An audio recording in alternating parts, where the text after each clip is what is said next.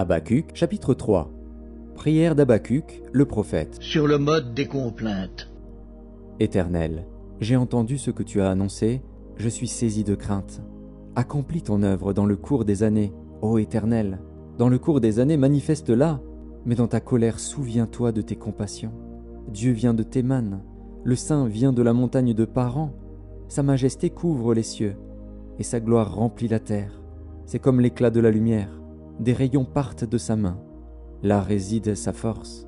Devant lui marche la peste, et la peste est sur ses traces. Il s'arrête, et de l'œil il mesure la terre. Il regarde, et il fait trembler les nations.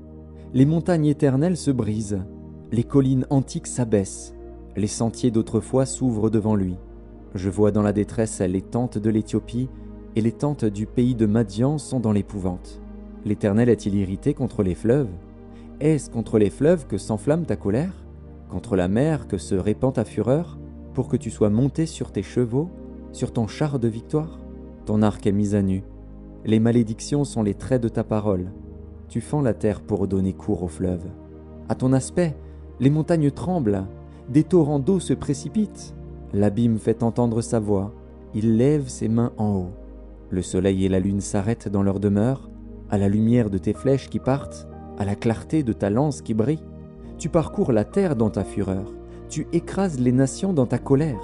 Tu sors pour délivrer ton peuple, pour délivrer ton oint. Tu brises le faîte de la maison du méchant, tu la détruis de fond en comble. Tu perces de tes traits la tête de ses chefs, qui se précipitent comme la tempête pour me disperser, poussant des cris de joie, comme s'ils dévoraient déjà le malheureux dans leur repère. Avec tes chevaux tu foules la mer, la boue des grandes eaux. J'ai entendu, et mes entrailles sont émues. À cette voix, mes lèvres frémissent, mes os se consument, et mes genoux chancellent.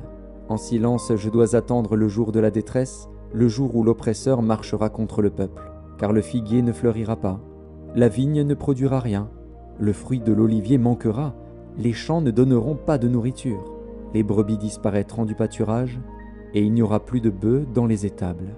Toutefois, je veux me réjouir en l'Éternel, je veux me réjouir dans le Dieu de mon salut. L'Éternel, le Seigneur, est ma force. Il rend mes pieds semblables à ceux des biches, et il me fait marcher sur mes lieux élevés. Au chef des chantres, avec instruments à cordes.